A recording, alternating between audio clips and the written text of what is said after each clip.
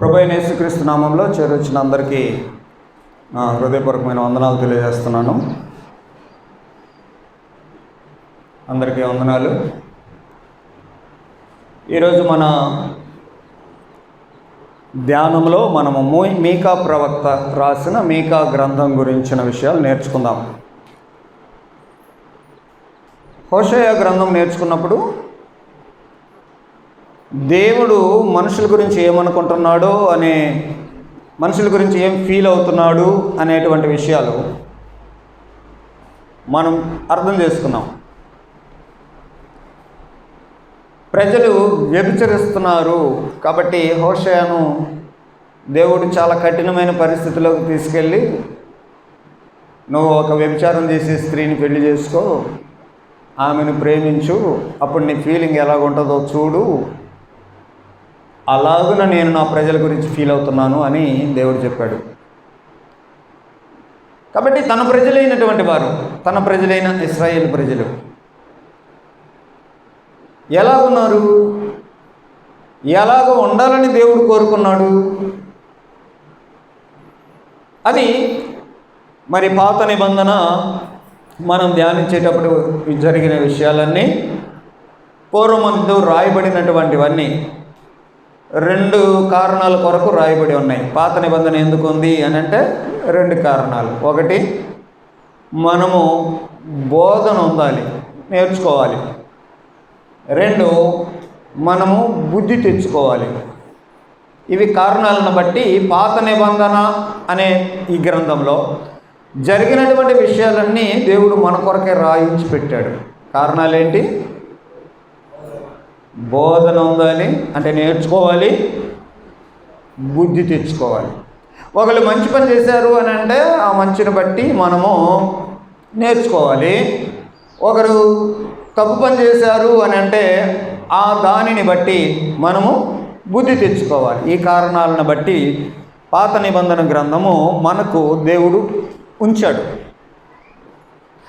ఇందులో మనము ప్రవక్త అయినటువంటి మీకా గ్రంథాన్ని ఈరోజు మనం చూద్దాం. ఫ్యాన్ ఆపే కొంచెం.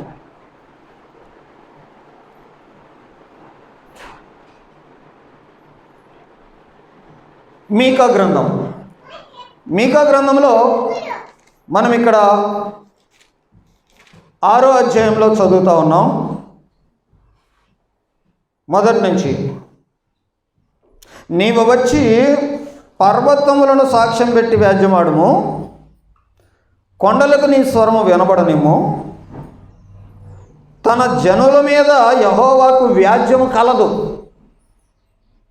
ఆయన ఇశ్రాయేలుల మీద వ్యాజ్యమాడుచున్నాడు. నిశ్చలములైనటువంటి భూమికి పునాదులుగా ఉన్న పర్వతములారా, యెహోవా ఆడు వ్యాజ్యము ఆలకించడి. నా జనులారా, నేను మీకేమి చేసి తిని, మిమ్మల్ని ఎలాగో ఆయాసపరిచితిని అది నాతో చెప్పండి.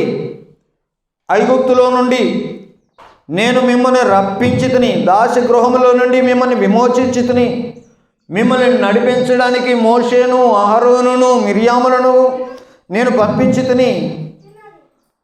నా జనులారా, యెహోవా నీతి కార్యములను మీరు గ్రహించినట్లు మోయాబు రాజు అయినటువంటి బిలాకు యోచించిన దానిని బయోరు కుమారుడైన బిలాము అతనికి ప్రత్యుత్తరముగా చెప్పిన మాటలు, షిత్తీం మొదలుకొని గిల్గాలునకు జరిగినటువంటి వాటిని మనసుకు తెచ్చుకోండి.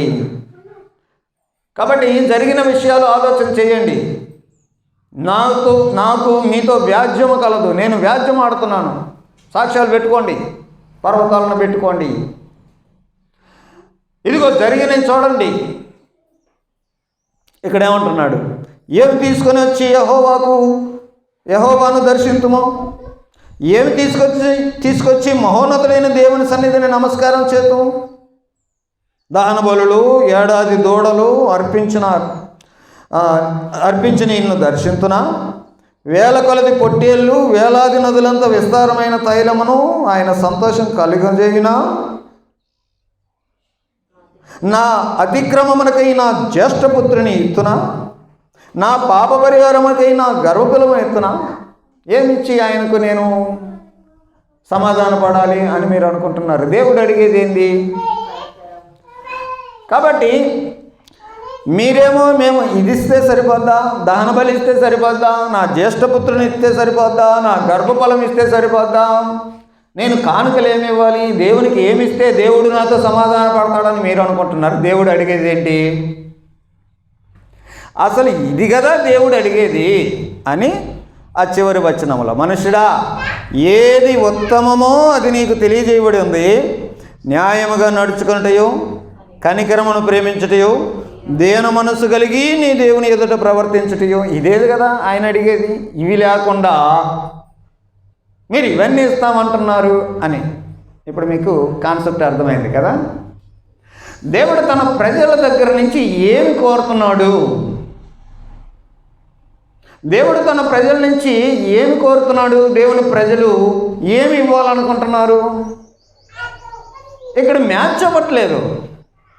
కాబట్టి నీకు నాకు వ్యాజ్యం ఉంది, నేను వ్యాజ్యం ఆడుతున్నా. చూడండి, ఒకసారి చూడండి, నేనేం కోరుకుంటున్నాను అది మీరు గ్రహించట్లా. మీరేదో చేస్తామని అనుకుంటున్నారు. అవే నేను ఇచ్చేది, అవే నాకు సంతోషాన్ని కలిగించేది. మీకా గ్రంథంలో ఉన్న సమాచారం ఇది. మీరు ఈ మాటల్ని ఈ గ్రంథం ద్వారా అర్థం చేసుకోవాలి. ప్రియులారా, మీకా ప్రవక్త ఈ మీకా గ్రంథాన్ని 735 నుంచి 710 సంవత్సరం దాకా ఈ గ్రంథం యొక్క కాలం ఎప్పుడు రాయబడింది అంటే క్రీస్తుకు పూర్వము 735 నుంచి 710 ఆ కాలంలో ఈ గ్రంథం రాయబడింది. ఈ గ్రంథం రాసేటప్పుడు ఇదే సమయంలో మరి ఒక ప్రవక్త కూడా దేవుని విషయాలు ప్రవచిస్తూ ఉన్నాడు. ఆయన యెషయా ప్రవక్త. మీరు ఈ మీకా గ్రంథం చదువుతూ ఉంటే, యెషయా గ్రంథం చదివిన తర్వాత మీకు ఒక ఇంట్రెస్టింగ్ విషయం కలుగుద్ది. ఈ 4వ అధ్యాయం ఒకసారి చదవండి. 4వ అధ్యాయం. అంత్య దినములలో యెహోవా మందిర పర్వత శిఖరమున స్థిరపరచబడి కొండల కంటే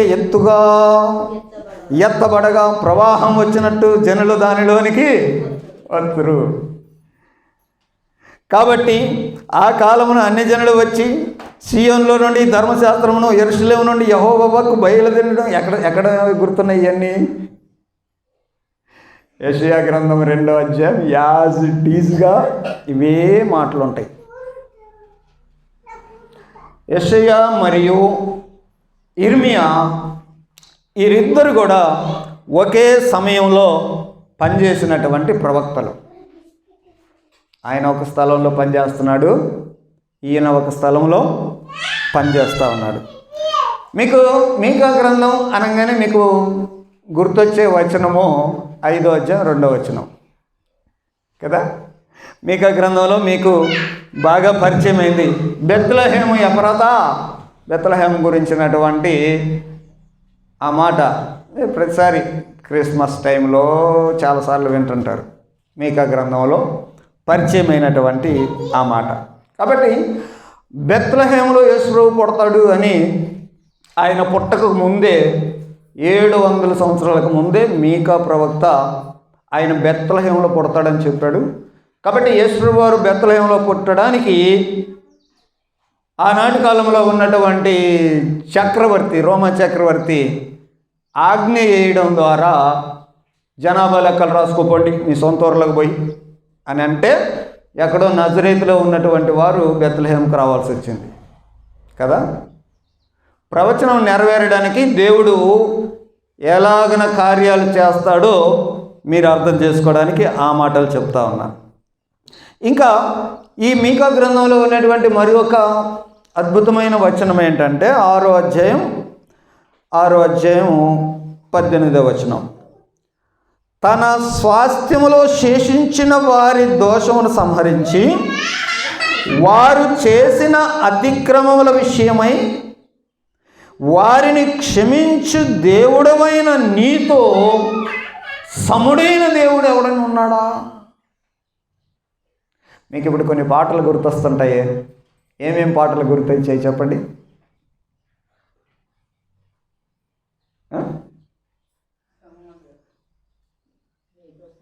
నీతో సమమెవడు. ఇంకొక పాట ఏం గుర్తొచ్చింది? సమానులెవరు ప్రభు. ఇంకేం పాట గుర్తొచ్చింది? ఇది కాకుండా ఇంకేం పాట అంటున్నా? వేలాది నదులంతా. సో అక్కడక్కడ మనకి ఈ గ్రంథం పరిచయం అవుతుంది. అయితే ఈ గ్రంథంలో ఉన్నటువంటి మూలం మనము అర్థం చేసుకుందాం. 7వ అధ్యాయం 18వ వచనం ఇప్పుడు మనం చదివింది. 7వ అధ్యాయం 18వ వచనం. ఇక్కడ ఇలాగున బైబిల్ గ్రంథంలో ఉన్నటువంటి కొన్ని పదాలు మనకు పరిచయం అవుతుంటాయి, కానీ అసలు దాని కాంటెక్స్ట్ మనకు అర్థం కాల. ఇప్పుడు చూడండి, ఇప్పుడు కొన్ని ముఖ్యమైనటువంటి వచనాలు అని మీతో కొన్ని చెప్పా. మీ గ్రంథం అందమైందా? కాబట్టి బైబిల్ గ్రంథము ఏదో ఒక మాటను బట్టి ఒక మాటను తీసుకొని చెప్పేది కాదు. దాని ఉద్దేశం ఏంటి? ఇప్పుడు ఇలాగున నీలాగా క్షమించే దేవుడు ఎవరైనా ఉన్నారా అని ఎందుకన్నారు? దాని కాంటెక్స్ట్ ఏంటో అర్థం కావాలా? నేను వేలాది నదులంతా విస్తార తైలం ఇస్తాను, నా జ్యేష్ఠపుత్రుని ఇస్తాను అని మీరు అంటున్నారు, కానీ నేను అడిగేదేమో ఇవి అని ఆయన ఎందుకు అంటున్నాడు? ఆ కాంటెక్స్ట్ అర్థం కావాలా కదా? బైబిల్ గ్రంథము చరిత్రను ఆధారం చేసుకొని, అలాగే కాకుండా భౌగోళికమైనటువంటి పరిస్థితులను ఆధారం చేసుకొని జరిగినటువంటి వాస్తవ చరిత్రలను చెప్తా ఉంది. మీకా గ్రంథంలో అదే చెప్తుంది. మీరు ఫలానా ప్రవక్త ద్వారా చెప్పిన మాటలు జ్ఞాపకం చేసుకోండి, ఫలానా చోట జరిగినవి జ్ఞాపకం చేసుకోండి. అవి కదా నేను అడిగేది. అవి కాకుండా ఇవన్నీ చేస్తామంటారు ఏంటి మీరు అని దేవుడు ఎందుకు అంటున్నాడు?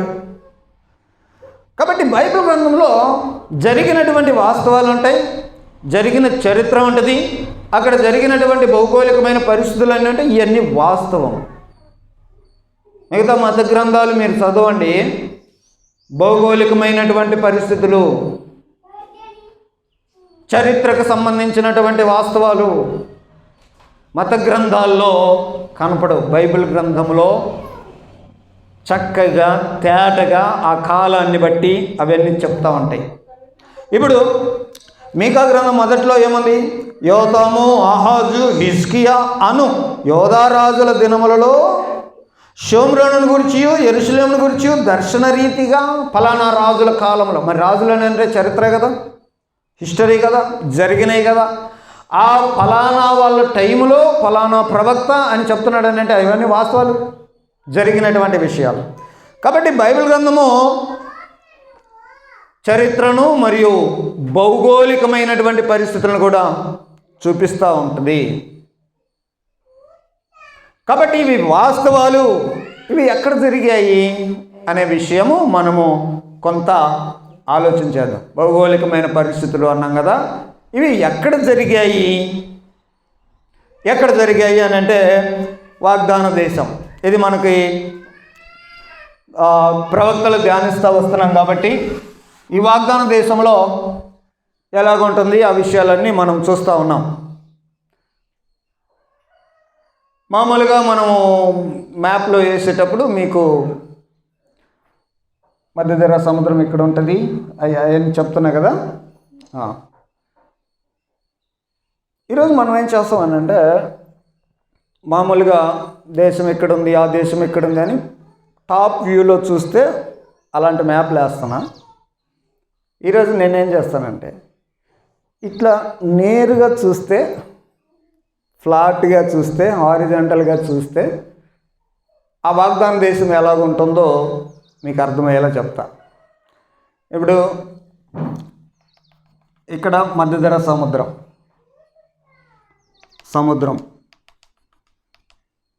ఇది సముద్రం అనుకోండి. సముద్రం పక్కనే ఉంటాయి ఇసుకలు ఉంటాయి కదా. తర్వాత ఇక్కడ నుంచి ప్లెయిన్గా ఉంటుంది, భూమి ప్లెయిన్గా ఉంటుంది. ఆ తర్వాత కొంచెం కొండలు తిప్పలు అట్టాటి వస్తాయి. ఇలాగన కొండలు తిప్పలు లాంటివి వచ్చి ఇంకా కొంచెం హైట్గా ఉన్న పెద్ద పర్వతాలు వస్తాయి.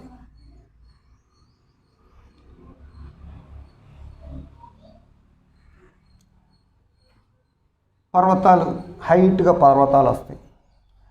ఆ తర్వాత ఇక్కడ ఇది మృత సముద్రం, డెడ్ సీ.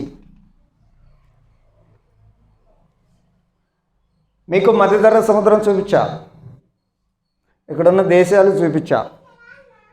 ఓకే, ఇజ్రాయెల్ రాజ్యం అని, యోధా రాజ్యం అని అది చూపించా. ఆ తర్వాత యోర్దాను నది, మృత సముద్రం, ఆ పిక్చర్ అంతా వేసా. ఇప్పుడు మనం ఫ్లాట్గా చూస్తే ఇది హైట్లో ఉంటుంది, శ్రీకాంత్ హైట్లో ఉంటాయి, ఇక్కడ ఉంటుంది సముద్రం, ఇక్కడ ఉంటుంది. ఈ మధ్యధరా సముద్రం కంటే ఈ మృత సముద్రం ఇంకా డౌన్లో ఉంటుంది. మీకు అర్థమవుతుందా? ఇది డౌన్లో ఉంటుంది. ఇలాగనుంది ఆ ప్లేస్. ఇంకా నేను మీకేం చెప్తున్నాను అని అంటే, చరిత్రలో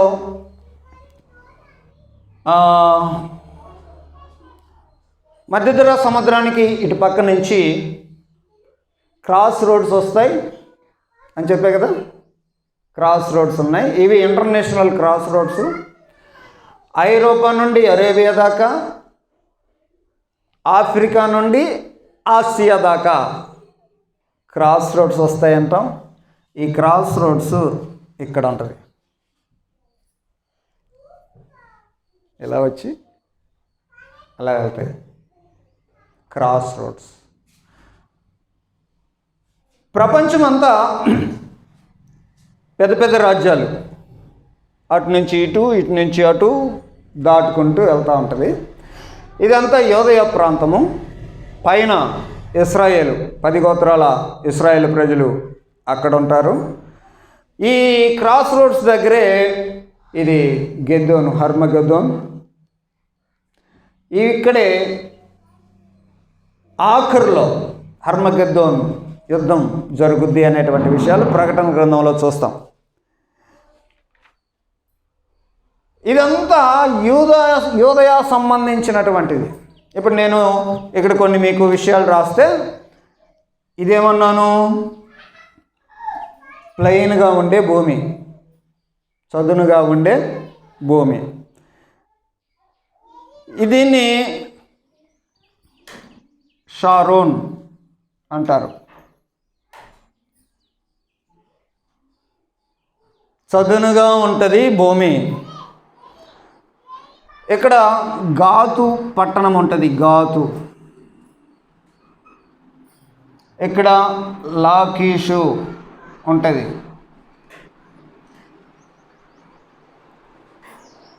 ఇక్కడ నుంచి మనము చూస్తూ వచ్చినప్పుడు దీన్ని ఇక్కడ వరకు షారోన్ అంటే, ఇది సెఫాలా అని దీనికి పేరు. ఇక్కడ ఎందుకని ఇలాగేసానన్నారు మీరు? మీకేమర్థమైంది? ఇది ఇట్లా వేస్తే ఉంటున్నారా? కన్ఫ్యూజ్ కాకండి. సముద్రం నుంచి ప్లెయిన్గా భూమి, ఆ తర్వాత చిన్న చిన్న తిప్పలు, కొండలు లాంటి చిన్న చిన్నవి, అవి పెరిగి ఇంకా కొండలు పైకి వస్తాయి. ఇదంతా యూదయ ప్రాంతం. ఇక్కడ ఉంటుంది యెరూషలేము.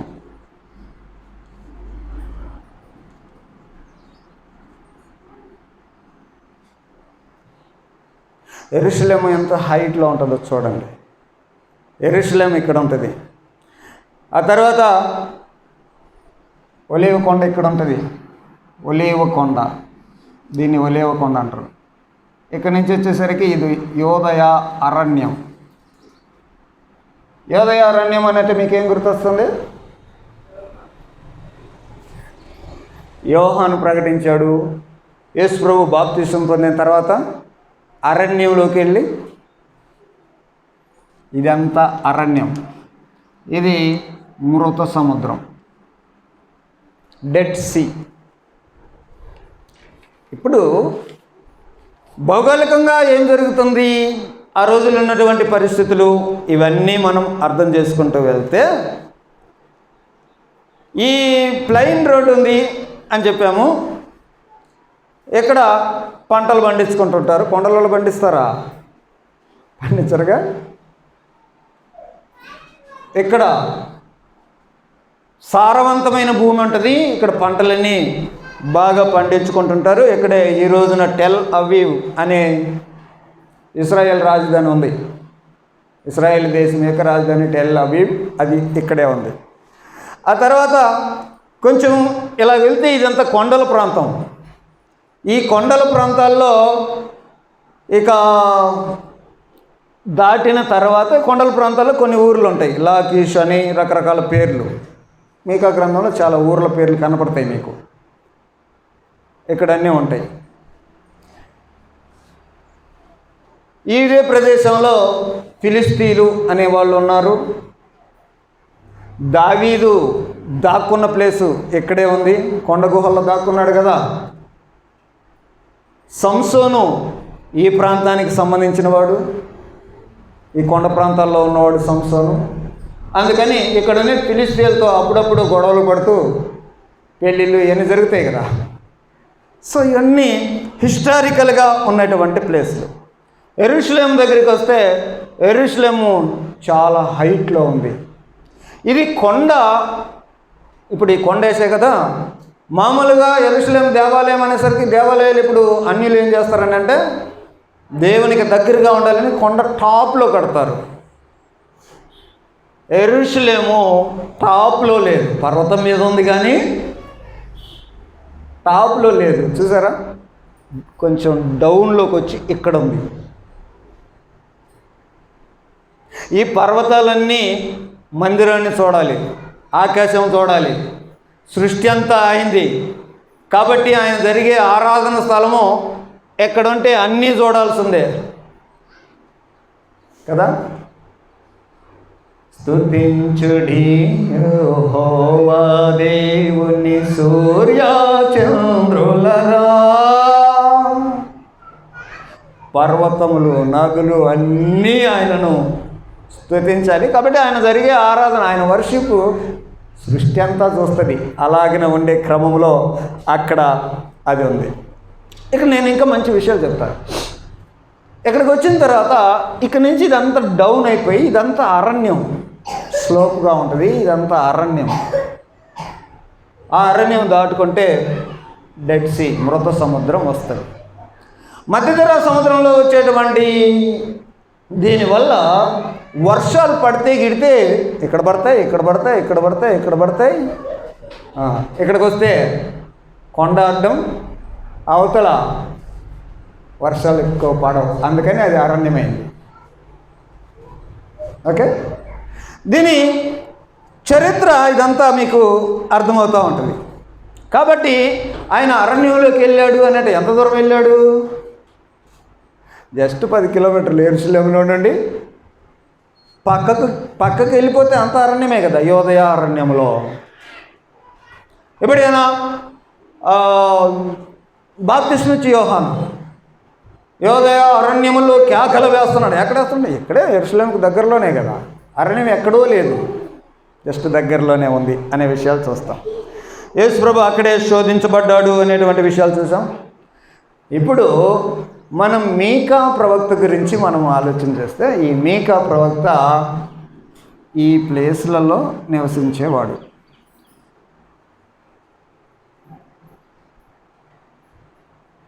ఇందాక ఈయనతో పాటు సేమ్ మెసేజ్ ఇచ్చేటువంటి ఇంకొక ఆయన గురించి మాట్లాడుకున్నాం. ఎవరైనా?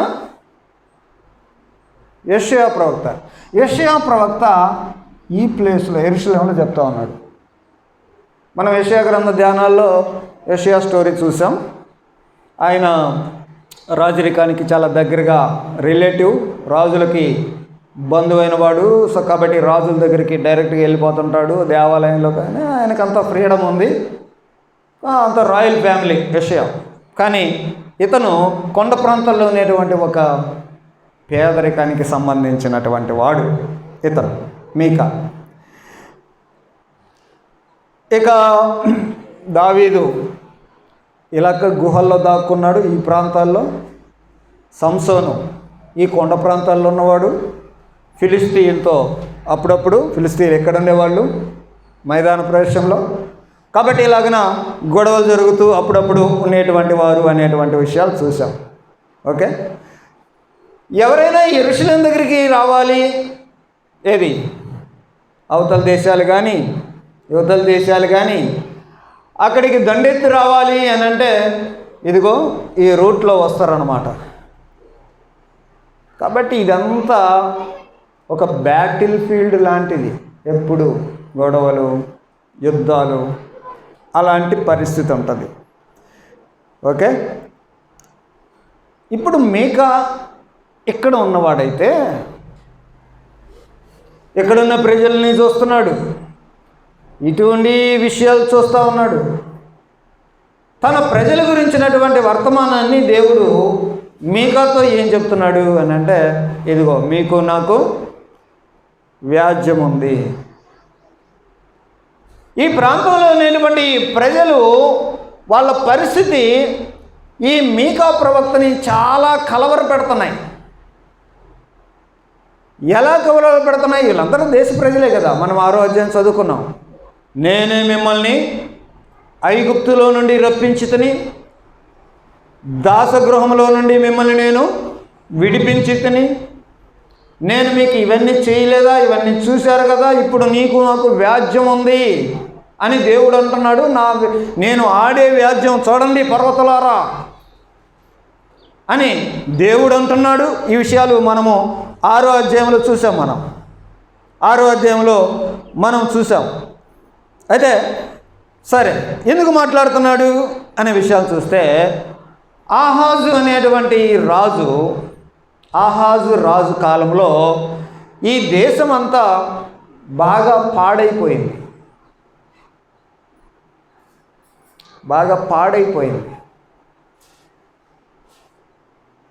పాడైపోవడం అంటే ఎలాగనంటే ప్రజలు పాడైపోయారు. ఎట్లా పాడైపోయారు అని అంటే, ఈయన దగ్గర నుంచి వచ్చేటువంటి ఈ ఆవేదన అంతా ఇదే. తన ప్రజలు దేవుని ప్రజలు అయినటువంటి వారు సరిగా లేరు. ఏ విషయాల్లో సరిగా లేరు అంటే అతి ప్రాముఖ్యంగా భక్తి అంతా ఉంది, భక్తి చేస్తున్నారు, అర్పణలు అర్పిస్తున్నారు, దహన బలులు ఇస్తున్నారు, అవి ఇస్తాం ఇవి ఇస్తాం అంటున్నారు. కానీ దేవుడు కోరేదేమో ఇది అని 6వ అధ్యాయం 8వ వచనంలో చదివాం. 3 మాటలు ఒకసారి జ్ఞాపకం చేయండి. అవి చదివి 6వ అధ్యాయం 8వ వచనంలో, న్యాయముగా నడుచుకోవడం, కనికరాన్ని ప్రేమించటం, దీన మనస్సు కలిగి దేవుని దగ్గర ఉండటం, ఇవి నేను కోరేది. ఇవే కదా అడుగుతున్నాడు. అయితే ప్రజలు ఇవి మాత్రం లేవు, కానీ భక్తి అంతా బాగా జరుగుతుంది. అది పాయింట్. ఇవి లేవు. ఏమి లేవు? న్యాయంగా నడుచుకోవటం లేదు, కనికరాన్ని ప్రేమించడం లేదు, జనాలలో ఇవి లేవు, క్యారెక్టర్ లేదు అంటున్నాడు. దేన మనస్సు కలిగి దేవుని దగ్గర ఉండడం లేదు. ఇవి లేకపోతే సమాజం ఎలాగుంటుందో మీరే ఊహించుకోండి. కానీ అన్నీ ఉన్నాయి. బలులు ఇస్తామంటున్నారు, వేలాది నదులంతా తైలం ఇచ్చానా అంటున్నారు కదా, నా జ్యేష్ఠపుత్రుని ఇచ్చామా అంటున్నారు. కానీ అసలైనవి ఇవి అడుగుతుంటే ఇవి లేవు కదా మీ దగ్గర. ఇలారా ఎందుకు ఇలాగను ప్రజలు అని అంటే, ఆహాజు టైంలో దేశం అంతా పాడైపోయింది చెప్పా కదా. పైన ఉన్నటువంటి ఇశ్రాయేలు రాజ్యంలో జనాలు చెడిపోయారు. ఆ విషయాన్ని మనం అంతకుముందు ప్రవక్తల్లో చదివాం కదా. ఇశ్రాయేలు ప్రజలు చెడిపోయారు. ఎంత చెడిపోయారు అని అంటే,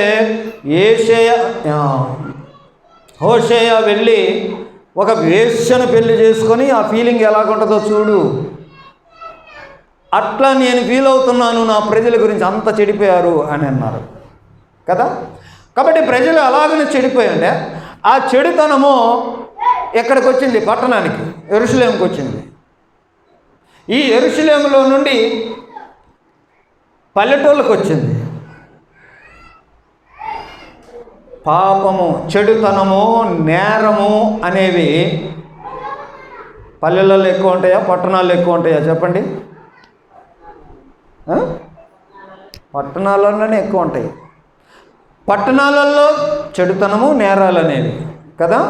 అక్కడి నుంచి ఎక్కడ దాకా పాకినాయి ఈ చెడుతనం, నేరాలు అని అంటే పల్లెటూళ్ళ దాకా పారినాయి.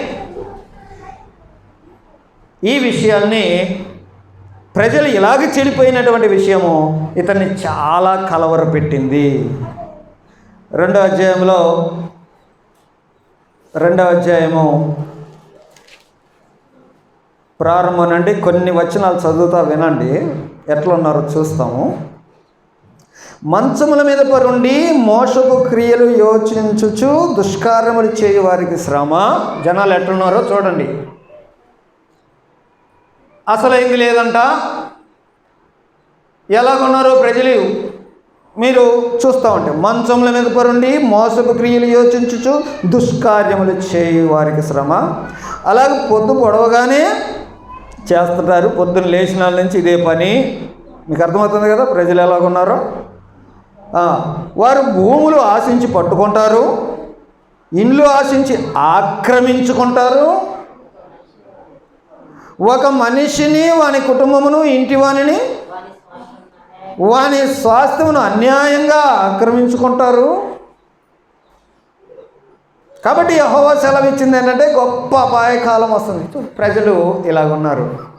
ఇంకా ఆ చదివిన మాటలను బట్టి మీకు అర్థమైపోద్దిలే ప్రజలు ఎలాగున్నారంట.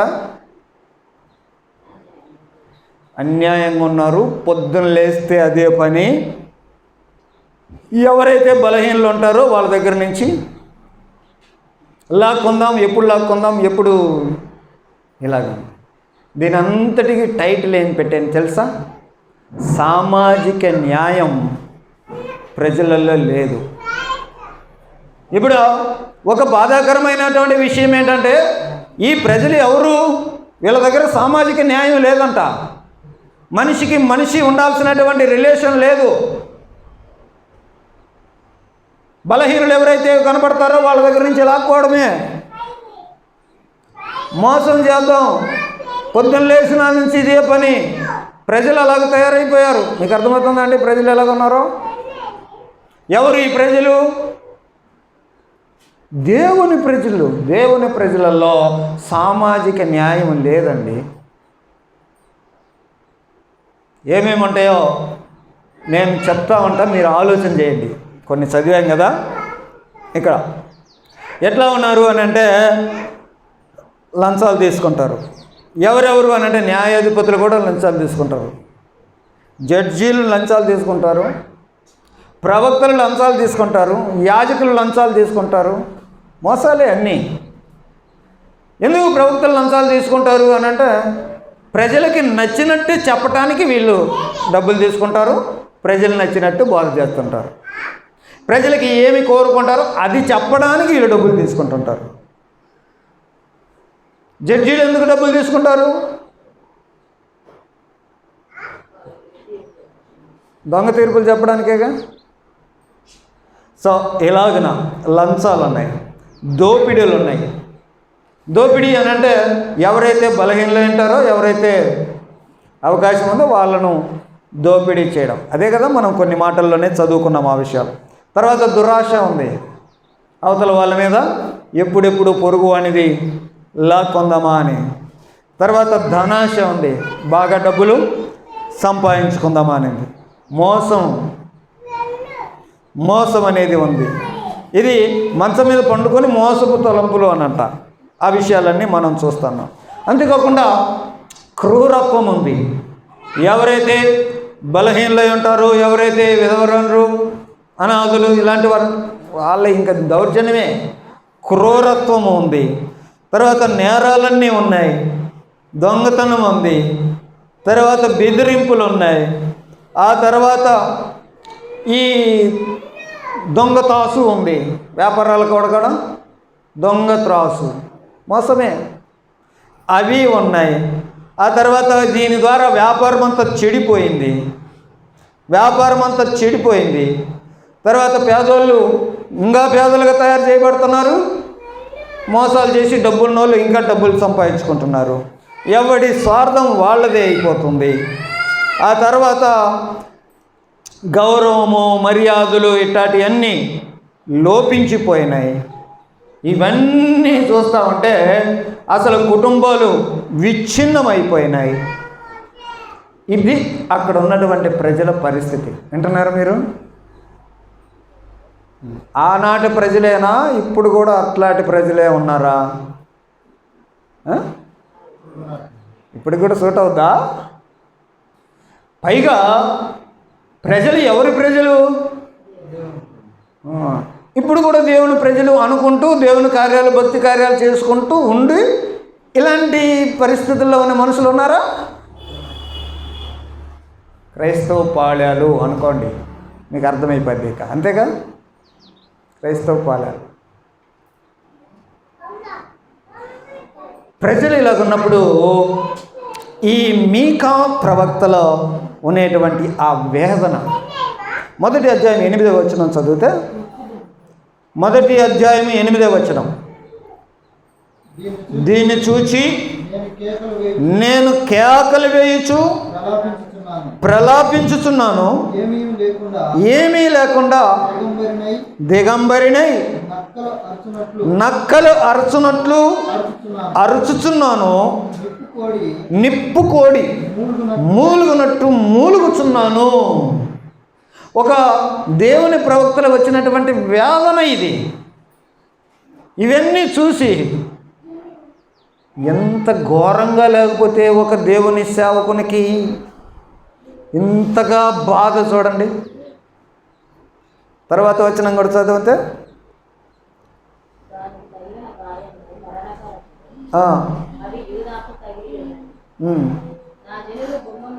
సో ఇక్కడ ఈ ప్రవక్త యొక్క వేదన ఎలాగే ఏడుస్తున్నాడట. నేను ఏడుతున్నాను, ఇంకా నక్కలు అరిచినట్టు అరుస్తున్నాను, నిప్పుకోడి మూలిగినట్టు నేను మూలుగుతున్నాను. దేవుని సేవకులు అంటే వాళ్ళల్లో ఈ బాధ ఉంటుంది. సత్యం చెప్పే దేవుని సేవకుల యొక్క వేదన ఇది. సత్యం చెప్పేటువంటి సేవకుల యొక్క వేదన ఇలాగుంది. ఎందుకనంటే ప్రజలు, దేవుని ప్రజలు అనబడినటువంటి వారు ఒకరికి ఒకరు ఎలాగ ఉండాలో అలాగ ఉండటం లేదు. కానీ ఉన్నాయి అన్నీ. ఏమేమి ఉన్నాయి? ప్రార్థనలు ఉన్నాయి, పండగలు ఉన్నాయి, బట్టలు ఉన్నాయి, మీటింగులు ఉన్నాయి. అదే కదా, ఇవన్నీ చేస్తున్నారు. అసలు నేను అడిగేది నేను ఇవి కదా అని దేవుడి కోరు అవి లేవు. కాబట్టి దేవుని యొక్క ప్రజలు ఇలాగిన పాడైపోతూ ఉంటే రకరకాల కారణాలన్నీ వస్తాయి. ఇలా పైన ఇశ్రాయేల్ దేశం పాడైపోయింది, అది పట్టణాలకు వచ్చింది. పల్లెల్లో కూడా చెడిపోయిన ప్రజలు, ఒకడికొకడికి మంచి సంబంధము లేదు. సోషల్ జస్టిస్ అనేది, సామాజిక న్యాయం అనేది లేకుండా ఉండేటువంటి పరిస్థితి అయిపోయింది. పేదరికంలో ఉన్న వాళ్ళు ఇంకా పేదలైపోతున్నారు, ధనవంతులేమో ఇంకా ధనవంతులైపోతున్నారు. ఇది ఈయన హృదయంలో ఉండేటువంటి ఈ వేదన. ప్రేయర్ ఫెలోషిప్ అని మా సేవకుల ఒక గుంపు ఉంది కదా, మీకు తెలిసింది. నేను చేసేది అదే. నెల ఒకరోజు ఉపవాసం ఉండి మొదటి సోమవారం మేము పెట్టే మొర అదే. ఏం అవసరము? ప్రజల కోసం, దేశం కోసం. దేశం ఇలాగ అయిపోయింది. ఇది సేవకుల యొక్క వేదన అలాగుంటుంది అర్థం చేసుకుంటే. ప్రియమైన దేవుని పిల్లగా, ఇది సామాజిక న్యాయం లేకుండా ప్రజలు ఉంటుంటే ఆ ప్రజల్లో ఇలాగున్నారు అనేటువంటి వేదనతో మాట్లాడుతున్నటువంటి మాట. ఈ గ్రంథాన్ని మీరు ఉన్న అధ్యాయాలన్నీ 7 అధ్యాయాలని అవుట్లైన్స్ కనుక చూస్తే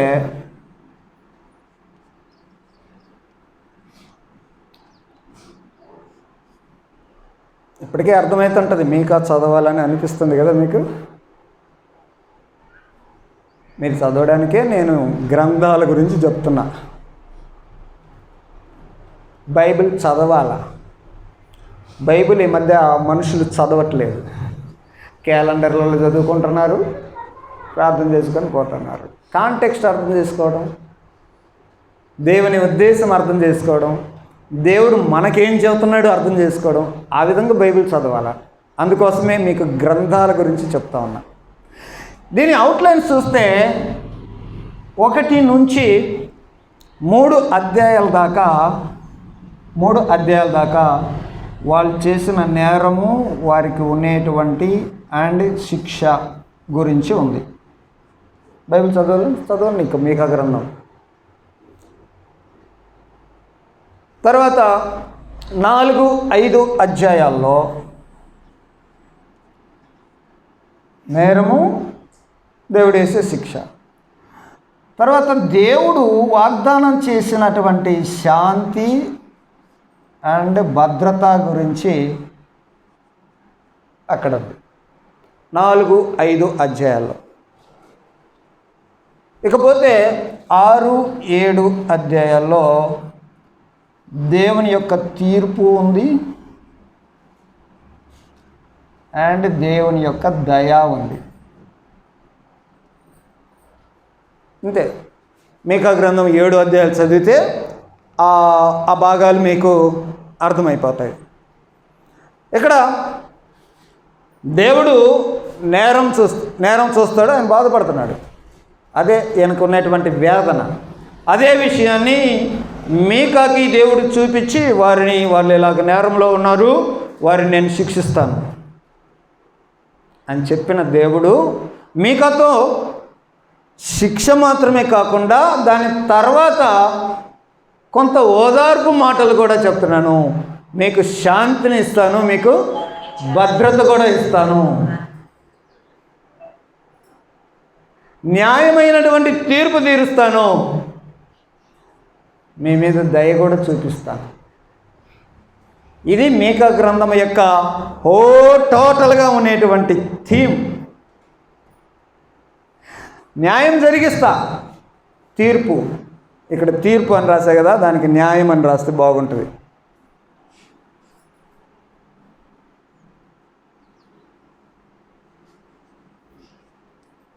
న్యాయం జరిగిస్తా, న్యాయం జరిగించిన తర్వాత మీకు దయ చూపిస్తా.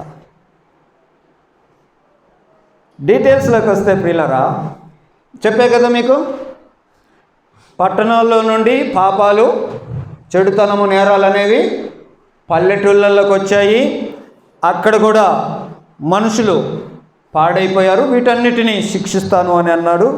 తర్వాత ఈ 2వ భాగంలో వచ్చేసరికి దేవుడు కొంత ఓదార్పు, ఆదరణ కలిగించేటువంటి కొంత మంచి గుడ్ న్యూస్ ఆయన ఇస్తున్నాడు. మీకు నేరం రాగానే మీకు శిక్ష వేస్తాను, 2వ అధ్యాయం 3వ అధ్యాయం అవి దేవుడు ఏమైతే చేస్తాడో ఆ విషయాలు ఉన్నాయి. మీకు శిక్ష వేస్తాను, కానీ అదే ఫైనల్ కాదు అని కొంత ఓదార్పు మాటలు. అందుకే 5వ అధ్యాయంలో మనం 2వ వచనంలో ఏం చదివాము? యోదావాలిని ఏలబోవువాడు ఓ బెత్లెహేమా, నీలో నుండి పుట్టును. ఈ వచనం 4వ అధ్యాయం 3వ వచనం కూడా చదవండి ఒకసారి. 4వ అధ్యాయం 3వ వచనంలో, ఆయన మధ్యవర్తి అయి అనేక జనములకు న్యాయము తీర్చును, దూరమున నడిపించు బలము గల అన్యజనులకు తీర్పు తీర్చును.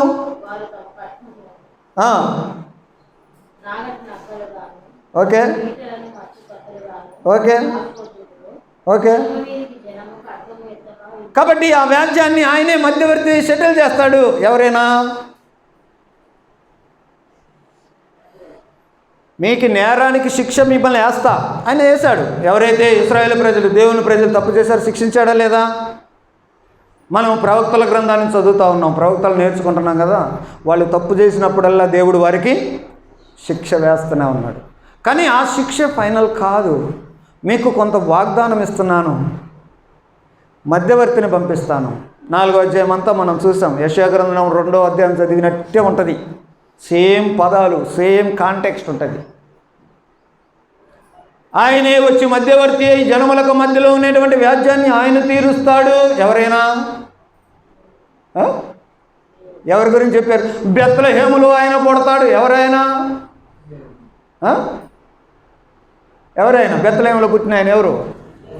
యేసుక్రీస్తు గురించి కదా. కాబట్టి ఓ ప్రజలారా, మిమ్మల్ని నేను శిక్షిస్తా, కానీ మీరు మారాలా.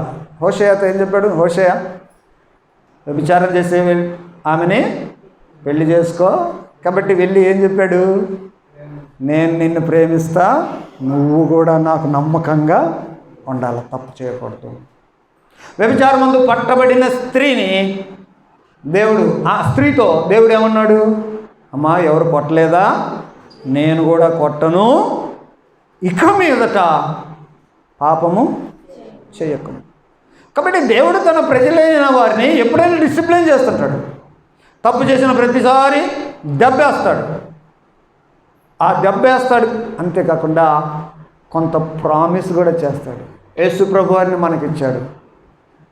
మనకి ఆ క్రమశిక్షణతో కూడినటువంటి ఆ పనిష్మెంట్ వచ్చిన తర్వాత కూడా యేసు ప్రభువును మనకు ఆదరణగా ఇచ్చాడు. వీళ్ళకి ఇస్తున్నటువంటి మాట ఏంటంటే, మీకు ఒక రాజ్యం వస్తుంది, ఇశ్రాయేలును ఏలబోవువాడు బెత్లెహేములో నుండే పుడతాడు.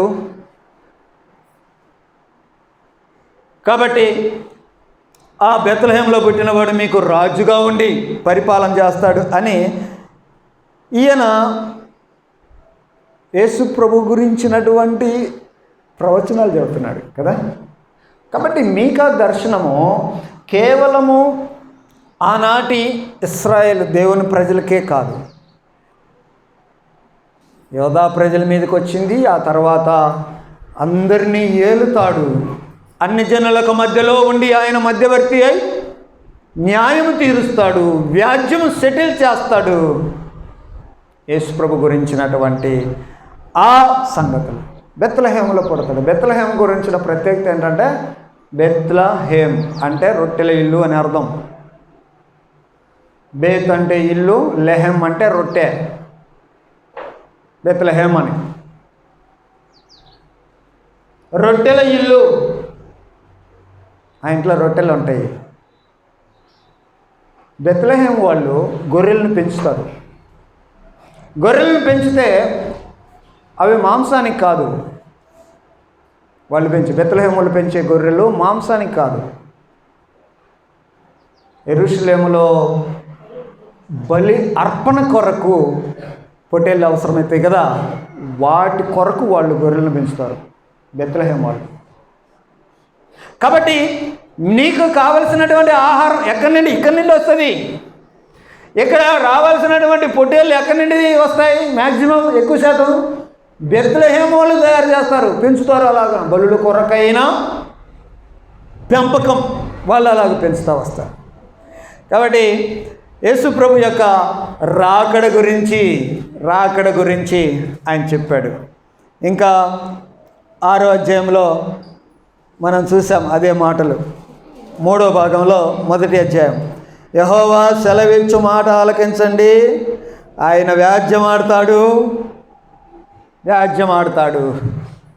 కాబట్టి ఈ న్యాయం జరిగేది ఒక కోర్టు సీన్ లాగా 6వ అధ్యాయం నుంచి ఒక కోర్టు సీన్ లాగా ఉంటుంది.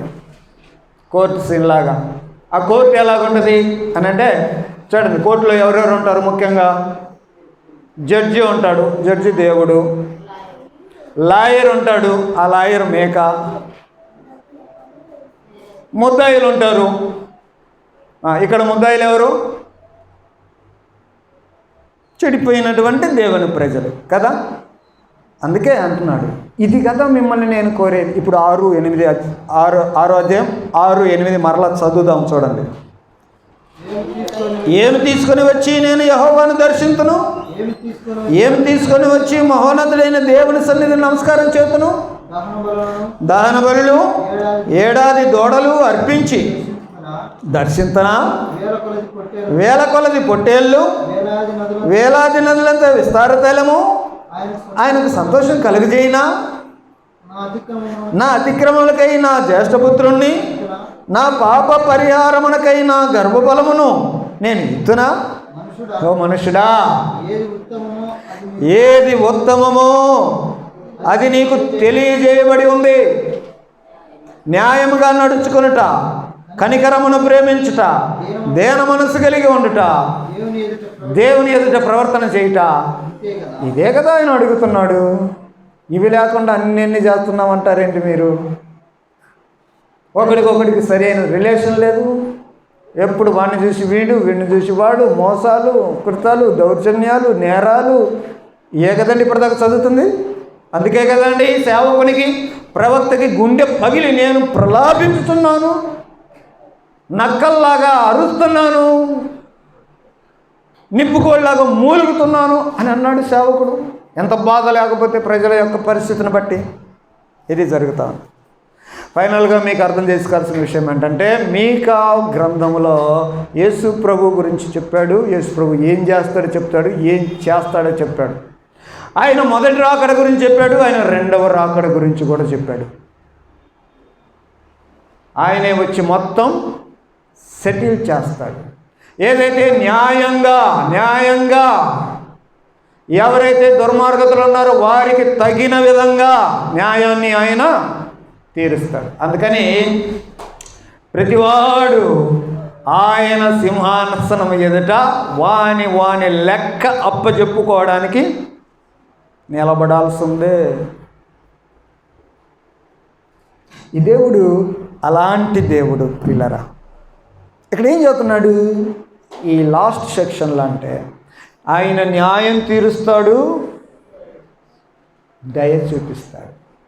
దాని కొరకైనా మనం చదివిన వచనం 18వ వచనం, 7వ అధ్యాయం 18వ వచనం. తన స్వాస్థ్యములో శేషించిన వారి దోషమును పరిహరించి వారు చేసిన అతిక్రమముల విషయమై వారిని క్షమించు దేవుడు అయిన నీతో సముడైనటువంటి దేవుడు ఎక్కడున్నాడు? అంత క్షమిస్తావయ్యా నువ్వు.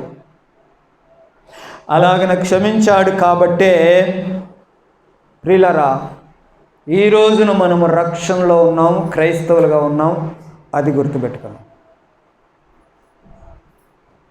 అల్టిమేట్గా మీకు ఏమర్థమవుతుంది అంటే, యేసు ప్రభు గురించిన వర్తమానం నీకేమర్థమైంది?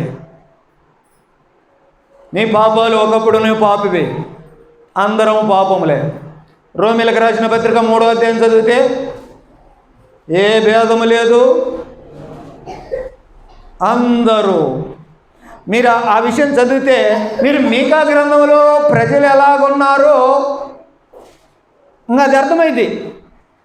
రోమీలకు రాసిన పత్రిక 3వ అధ్యాయం, ప్రతివాడు వాని గొంతు కింద సర్ప విషయం ఉంది, పెదవులతో మోసం చేస్తారు, దేవుని భయం వారి కన్నుల ఎదుట లేదు. ఇది కదా 3వ అధ్యాయంలో, రోమీలకు రాసిన పత్రిక 3వ అధ్యాయంలో ఉంది కదా. ప్రియులారా, ప్రజలందరము ఇలాగన ఒకప్పుడు మనం ఇలాంటి పరిస్థితే. దేవుడు మనల్ని వ్యాజ్యమాడేటువంటి స్థితిలో ఉన్నవారమే మనం. దేవునికి కోపం పుట్టించిన పరిస్థితిలో ఉన్నాం మనం. దేవుని ఎదుట నేరాలు చేసిన వారమే మనం. దేవుని శిక్ష అనుభవించాల్సిన వారమే మనం. అయితే ఆయన వాగ్దానం, యేసు ప్రభు గురించిన వాగ్దానం, ఆయన రాజుగా వస్తాడు, నిన్ను రాజ్యముగా చేసుకొని మిమ్మల్ని ఏల్తాడు. ఎలా చేస్తాడు అని అంటే, ఆయన న్యాయం చేస్తాడు, మీ మీద దయ చూపిస్తాడు. పాయింట్ అర్థం చేసుకోండి మీరు. ఈ చిన్న సూటబుల్ పాయింట్ ఇది మీకు అర్థమవుతే మీ ఆత్మీయ జీవితం వేరే లైన్కి వెళ్ళిపోద్ది. యేసు ప్రభు ఏం చేస్తాడనంటే, ఆయన న్యాయం చేస్తాడు, దయ చూపిస్తాడు. ఈ న్యాయం చేయడము, దయ చూపించడము రెండు ఒకేసారి జరిగించాడు ఆయన. ఆ జరిగించింది ఎక్కడంటే, న్యాయంగా ఏమేం చేయాలో అది జరిగించాడు, మరియు దయ చూపించాడు. ఈ రెండు ఎక్కడ జరిగాయనంటే కలువరి శిలువలో జరిగినాయి. నీకు న్యాయంగా రావాల్సినటువంటి శిక్ష ఉందే, న్యాయం చేస్తాడా? ఈ న్యాయమును ఆయన శిలువలో శిక్ష న్యాయంగా అనుభవించాడు. న్యాయం చేశాడా? ఆయన న్యాయం చేశాడు కాబట్టి ఇప్పుడు నీకు దయ చూపించాడు. ఇలాంటి దేవుడు అండి మనం ఆరాధిస్తున్న దేవుడు. అయ్యా నీ క్యారెక్టర్ అర్థమైపోయిందయ్యా, పాపాలను చూసి, పాపులను చూసి, చెడుతనాన్ని చూసి నీ గుండె ఎంత వేదన పడుతుందయ్యా. అలాంటి బతుకు నాది.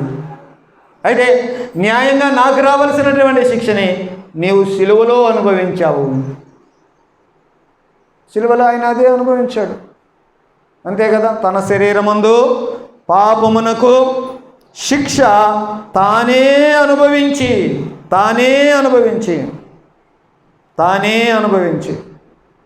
నిర్దోషమైన గొర్రె పిల్లవలే, దోషం లేదు. ఈ విషయాలన్నీ మీకు అర్థమవుతుంటే ప్రవక్తలు చదువుతున్నాం కదా, ఇశ్రాయేలు ప్రజల జీవిత చరిత్ర అర్థం చేసుకున్నాం కదా. దేవుడు ఇశ్రాయేలు ప్రజలకు ఏదైనా తప్పు చేయాలంటే ఇక్కడ ఇందాక అన్నాడు ఏమని, వేలాది పొట్టేళ్ళని ఇస్తానా. ఎందుకు పొట్టేళ్ళని ఇవ్వాలా ఇశ్రాయేలు ప్రజలు? బెత్లెహేము వాళ్ళు యెరూషలేము దేవాలయములో బలి ఇవ్వటానికి అవసరమయ్యే పొట్టేళ్ళను పెంచుతున్నారు అని తెలుసుకున్నాం కదా. ఎందుకు బలులు ఇవ్వాలి వాళ్ళు? దేవుడు ఏదైనా న్యాయంగానే వారి తప్పులను క్షమించాలన్నా, వారి పాపములు పరిహరించాలన్నా, వారి అతిక్రమములను ఆయన క్షమించాలన్నా ఆయన ఇప్పటి నుంచి కాదు, మొదటి నుంచి రక్త ప్రోక్షణ లేకుండా పాప పరిహారం లేదు. కాబట్టి ఒక నిర్దోషమైనటువంటి దాన్ని తీసుకొని వచ్చి చెల్లించండి అని మొదటి నుంచి చెప్తానే ఉన్నాడు. అవన్నీ ప్రవచన రూపంగా ఉంటే రియలిస్టిక్గా అసలైనటువంటి దేవుని గొర్రె పిల్లగా యేసు ప్రభు వచ్చి, లోక పాపములన్నీ మోసుకొని పోయే దేవుని గొర్రె పిల్లగా వచ్చి సిలువలో ఆయన నీ కోసం చనిపోయాడు. నీ పాపం అంది చూసావు, నీ పాపమంతా అక్కడ న్యాయంగా సెటిల్ అయింది. సెటిల్ అవ్వడాన్ని బట్టి ఇప్పుడు నీ మీద దయ చూపించి ఓకే నిన్ను క్షమించాను పో. అట్లా వచ్చిన వాళ్ళం కదా క్రైస్తవులు అంటే. ఏదో క్రైస్తవ ఫ్యామిలీలో పుట్టాం కదా, క్రైస్తవులం కాదా మనం. దేవుడు న్యాయంగా మన మీద రావాల్సినటువంటి శిక్షని న్యాయంగా ఆయన ప్రభువారి యొక్క ఆ నిర్దోషమైనటువంటి దేవుని గొర్రె పిల్లగా పాపాలు మోసుకోవడానికి వచ్చిన యేసు ప్రభు గొర్రె మీద ఆ శిక్ష వేసి శిక్షించాడు. కాబట్టి ఇప్పుడు నీకు క్షమాపణ వచ్చింది. ఒకవేళ ఆ శిక్ష వేయకుండా నిన్ను క్షమించాడే అనుకో, దేవుడు మంచోడు కాదు. న్యాయం ఏడుంది? అర్థమవుతుందా మీకు? దేవుని క్యారెక్టర్ మనం అర్థం చేసుకుంటూ వస్తే పిల్లరా, ఆయన యొక్క సిలువ లేకుండా, ఆయన యొక్క న్యాయముగా ఆయనకు శిక్ష పడకుండా యేసు ప్రభు నీ కొడుకు చనిపోకుండా ఉంటే నీకు క్షమాపణ వచ్చిందా? వస్తుందా? రాదు. ఒకవేళ యేసు ప్రభు శిక్ష లేకుండా గనక నిన్ను క్షమించాడే అనుకో, ఆయన మంచోడు కాదు, ఆయన సరైనోడు కాదు, ఆయన దగ్గర న్యాయము లేదు. కాబట్టి దేవుని క్యారెక్టర్ అది. సిలువలో ఆయన ఈ రెండిటిని జరిగించిన వాడిగా మనం చూస్తూ ఉన్నాం. అట్లా మనం క్రైస్తవులమైన పిల్లరా, దేవుడు కోరుకున్నటువంటి వారిగా, దేవుడు కోరినట్టు ప్రవర్తించే వారిగా ఉండాలి. కానీ ఇవన్నీ చేస్తున్నాం కదా, భక్తి చేస్తున్నాం, గుడికి వస్తున్నాం, చందాలు వేస్తున్నాం, పాటలు పాడుతున్నాం కాదు. అసలు సామాజిక న్యాయం ఏది? నీ పక్క వాళ్ళతో నువ్వు ఎలాగున్నావు? నీ మీద ఆయన దయ చూపిస్తే నువ్వు ఎలాగుండాలా? అది కదా కనపడాల్సింది క్రైస్తవుల్లో. క్రైస్తవ పాలనలో చూస్తే రాత్రి 10:30 దాకా ఎవడో ఒకడు ఏదో ఒక వీధిలో కొట్లాడుకుంటా, తిట్టుకుంటా, గోల చేసుకుంటూ ఉంటారు. క్రైస్తవ పాలనలు అట్టున్నాయి. ఇప్పుడు ఏమంటావు? మీకా గ్రంథం చదివి పొద్దున్న లేచినాల నుంచి వీళ్ళకి ఇదే పని అని అంటే ఇప్పుడు క్రైస్తవ పాలనల గురించి అనాలాక అనొద్దా? ఇకనైనా అర్థం చేసుకోండి. సేవకులు మీ గురించి గుండెలు బాదుకుంటూ ఏడుస్తున్నారు. చాలామంది ప్రవక్తలు ఎలాగైనా యేసు ప్రభు గురించే చెప్తూ వచ్చారండి. అదేవిధంగా యేసు ప్రభు యొక్క ఈ రాకడి గురించి చెప్తా ఉన్నాడు. ఈ రాకడి గురించి చెప్తున్నాడు. ఇక్కడ సింపుల్ విషయం ఏమంటే, ఇశ్రాయేలు ప్రజలకి దేవుడు ప్రవక్తలు చెప్తా ఉంటే యెషయా చెప్పాడు. ఇదే మ్యాటర్ యెషయా ఇక్కడ చెప్తున్నాడు అని విన్నాం కదా. ఆయన చెప్తున్నాడు. ప్రవక్తలు ఏం చెబుతున్నారని అంటే, ఇప్పుడు మీకు వచ్చే కష్టాలు ఇప్పుడు వస్తున్నాయి కానీ ఇవే ఫైనల్ కాదు. ఇది కదా చెప్పింది. నేరం చేశారు, శిక్షిస్తా. ఈ శిక్షే కాదు, మీకు మంచి ప్రామిసెస్ కూడా ఉన్నాయి. మీకు దేవుని యొక్క వాగ్దానం, ప్రవచనాలు ఉన్నాయి. మెస్సయ్యను గురించిన ప్రవచనం ఉంది. ఆయన వచ్చి ఏం చేస్తాడు, ఆ విషయాలు కూడా ఉన్నాయి. కాబట్టి ప్రతి ప్రవక్త యేసు ప్రభు వారిని చూపిస్తూ వచ్చాడు. ప్రతి ప్రవక్త దాదాపుగా ఆయన మొదటి రాకడ గురించి చెప్పారు, ఆయన రెండవ రాకడ గురించి కూడా చెప్పారు. ఆయన మొదటి రాకడలో వచ్చి మనుషుల పాపాల కోసం ఏం చేస్తాడో ఆ విషయాలు చెప్పారు. రెండవసారి వచ్చినప్పుడు భూమి మీద ఉన్నటువంటి రాజ్యాలన్నిటి మీద ఆయన ఎలాగున రాజుగా వెళ్ళి వెళ్తాడో, న్యాయం సెటిల్ చేస్తాడో ఆ విషయాలు కూడా ప్రవక్తలు చెప్పారు. ఈరోజు కూడా యూదులు మారకపోవడానికి కారణం ఏంటంటే, మా ప్రవక్తలందరూ మెస్సయ్య గురించి చెప్పారు కానీ ఆయన వస్తాడన్నారు, వచ్చి మొత్తం సెటిల్ చేస్తామన్నారు, భూలోక రాజ్యాలన్నీ ఆయన స్వతంత్రించుకుంటాడు అన్నారు. ఈ యేసు ప్రభు వచ్చి అన్నీ సెటిల్ చేసుకోలేదు కదా, భూలోక రాజ్యాలన్నీ ఆయన స్వాధీనం చేసుకోలేదు కదా, అందుకని ఆయన మెస్సయ్య కాదు అని ఈ రోజుకి కూడా యూదులు యేసు ప్రభువుని నమ్మకపోవడానికి కారణం అది. మీకు అర్థమవుతుందా? నేను చెప్పిన పాయింట్ మీకు అర్థమైందా? అర్థమైతే నీకు నాలెడ్జ్ ఉన్నట్టే, బిబ్లికల్ నాలెడ్జ్. ప్రతి ప్రవక్త ఆయన మొదటి రాకడ గురించి చెప్పారు, రెండవ రాకడ గురించి కూడా చెప్తాడు. మొదటి రాకడలో వచ్చి ఏం చేస్తాడు, న్యాయంగా ఏం చేయాల్సిందో అవి చేస్తాడు. రెండవసారి వచ్చినప్పుడు ఏం చేస్తాడు, రాజ్యములన్నిటినీ ఆయన ఏలుతాడు. ఈ విషయాన్ని ప్రవక్తలందరూ చెప్పారు. ప్రవక్తలు చెప్పిన మాటలను సరిగా అర్థం చేసుకోలేనటువంటి యూదులు ఈ రోజుకి కూడా, మరి ఆ మెస్సయ్య యేసు ప్రభువే అయితే యేసు ప్రభు వచ్చి రాజ్యాలన్నీ ఏలాలి కదా, ఏలకుండా చచ్చిపోయిపోయాడు అని ఈయన మెస్సయ్య కాదు అనుకుంటున్నారు. అందుకని యూదులు ఈ రోజు వరకు కూడా నమ్మలేకపోతున్నారు. కానీ ప్రవక్తలు తప్పు చెప్పారా? తప్పు చెప్పలేదు. గ్రంథం సరిగానే ఉంది, అర్థం చేసుకోవడంలోనే మనిషికి ప్రాబ్లం ఉంది. నువ్వేం అర్థం చేసుకుంటున్నావు? దేవుడు నీ కొరకు ఏం చేస్తున్నాడు, ఏం చేశాడు విషయం నీకేం అర్థమైంది? దేవుడు నిన్ను ఎలాగ ఉండమంటున్నాడు, ఏమి ఇవ్వమంటున్నాడు, ఎలాగ ప్రవర్తించమంటున్నాడు నీకేం అర్థమైంది? నాకు చేసే భక్తి కాదు కావాల్సింది, మీరు సమాజంలో సామాజిక న్యాయాన్ని మీరు కలిగి ఉండండి. మీ క్యారెక్టర్ మారకపోతే నువ్వు ఇచ్చే అర్పణ నాకెందుకు అనడా దేవుడు? ఇంట్లోనే పడదు, తోబుట్టులతో పడదు, సమాజంలో ఎవరితో పడదు, నీవేం క్యారెక్టర్, నువ్వెందుకురా నాకు అనడా? కాబట్టి దేవుని గ్రంథాన్ని సరిగా అర్థం చేసుకుందాం. మీకా ప్రవక్తలో ఉన్న ఈ సమాచారం అర్థం చేసుకుందాం. ప్రవక్త గుండెలు బాదుకునేటువంటి ఆ కొరత అయిన సామాజిక న్యాయం మనం పాటిద్దాం. అదయ్యా ముఖ్యం.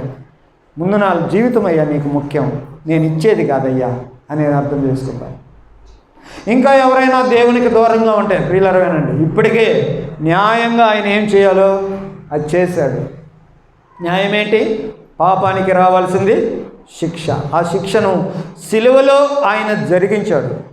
నిర్దోషమైన గొర్రె పిల్లగా, రక్త ప్రోక్షణ లేకుంటే పాప పరిహారం లేదు.